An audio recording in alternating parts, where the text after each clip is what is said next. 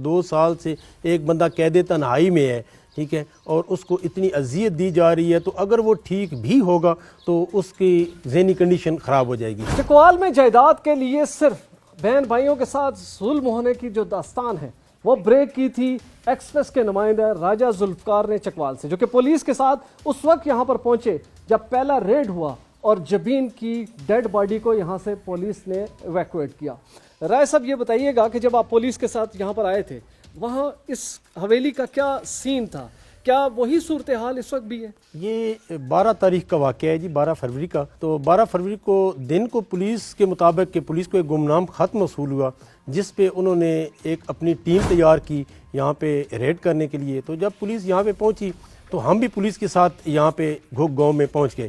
تو جب پولیس نے دروازے سے اندر ہوئی، جب پولیس نے دیکھا تو جبین بی بی کی جو ہے وہ لاش پڑی تھی ایک کمرے میں۔ تو اس کمرے میں پولیس جب اندر گئی تو جبین بی بی کی لاش پڑی تھی، جو کہ پولیس کے مطابق 8 سے 10 دن پرانی لگ رہی تھی۔ تو جب پولیس نے دوسرے کمروں کی طرف دیکھا تو ایک سہما ہوا اس کا بھائی، جس کی عمر تقریباً 32 سے 36 سال اس کی عمر بتائی جا رہی ہے، تو وہ ایک انتہائی سہما ہوا ایک سائیڈ والے کمرے میں بیٹھا ہوا تھا، کیونکہ اس کی بہن اس کی آنکھوں کے سامنے 10 دن پہلے وہ وفات پا چکی تھی۔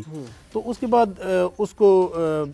حسن رضا کو پولیس نے جب یہاں سے بازیاب کرایا تو پھر اس کو پولیس اپنے ساتھ لے کے گئی ہاسپٹل میں، تو وہاں پہ اس کا میڈیکل وغیرہ کروایا، جو ابھی تک جس کی جو ہے نا وہ رپورٹس وغیرہ نہیں پہنچیں۔ تو جب وہ رپورٹس آئیں گی تو پھر پتہ چلے گا کہ یہ پہلے سے ہی پاگل تھے، نیم پاگل، یا ان کو میڈیسن دے کے پاگل کیا گیا ہے۔ رائے صاحب ایف آئی آر میں بڑا واضح طور پر لکھا ہوا ہے کہ بیسیکلی ان کے اپنے ہی ریلیٹیو تیازاد جو ہیں وہ ان کی زمین ہتھیانا چاہتے تھے اور ان کو ایسی سزا دی گئی اور ایسی میڈیسنز دی گئی کہ واضح طور پر پاگل نظر آنے لگے۔ کیا ایسی شواہد آئے ہیں؟ پولیس کا جی اس میں یہ ہے کہ یہ جو دونوں بہن بھائی ہیں 2 سال پہلے ان کے والدین کی ڈیتھ ہو گئی تھی، تو ان کے جو نام پہ نا کروڑوں روپے کی 955 کنال زمین جو ہے وہ ان بہن بھائیوں کے نام پہ ہے۔ تو اس 955 کنال زمین کو ہتھیانے کے لیے ان کے جو ان کی کفالت کرنے والے تھے وہی ان کے قاتل بنے ہیں۔ تو اس میں اب پولیس جو ہے وہ انویسٹیگیشن اپنی کر رہی ہے۔ ابھی اس میں کتنے لوگ جو ہیں وہ گرفتار ہوئے؟ اس میں 3 بندے گرفتار ہوئے ہیں۔ جو مرکزی ملزم ہے وہ ہے انصر نامی، تو انصر کے 2 بھائی بھی اس کے ساتھ گرفتار ہیں۔ تو اب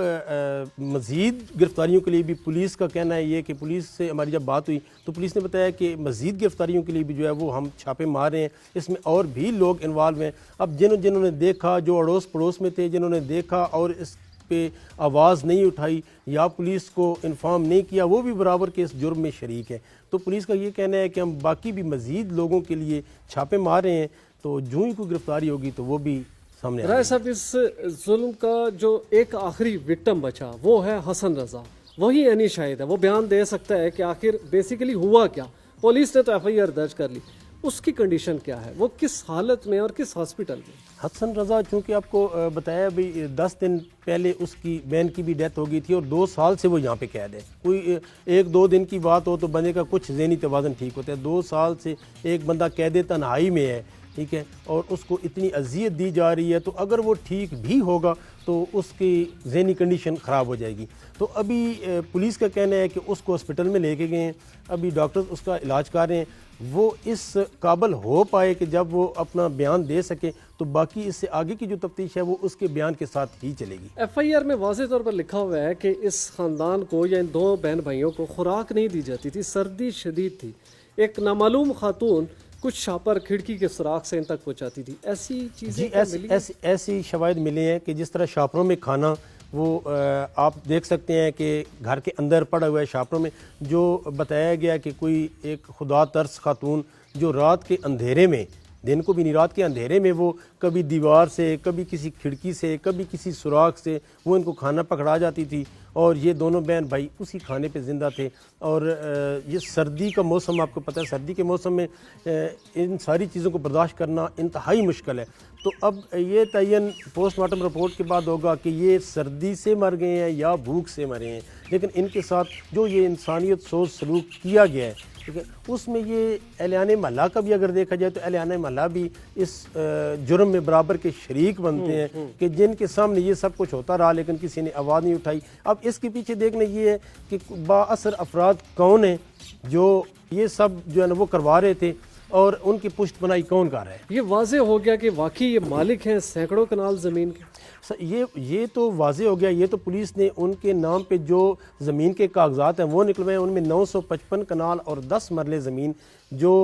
اچھی جگہ پہ زمین ہے، جو مین روڈ پہ زمین ہے، زرعی زمین ہے لیکن مین روڈ پہ زمین ہے، کروڑوں روپے مالیت کی زمین بنتی ہے، تو یہ ساری زمین ان دونوں بہن بھائیوں کے نام پہ ہے۔ اس حویلی کی جو آؤٹر سائڈ ہے اس کا اگر میں آپ کو وزٹ کراؤں تو اس کی 4 دیواری جو ہے وہ واضح طور پر نظر آ رہا ہے کہ اس کی پہلے ہائٹ تقریباً 3 سے 3.5 فٹ تھی، لیکن اس میں اضافہ کیا گیا اور اس دیوار میں اضافی پتھر اور اینٹیں لگا کر اس کی ہائٹ کو بلند کیا گیا تاکہ باہر سے کوئی نہ دیکھ سکے کہ اندر کیا صورتحال ہے۔ ابھی تک کی تحقیقات میں جو پولیس نے واضح کیا ہے اس میں چیز بڑی کلیئر ہو چکی ہے کہ بیسیکلی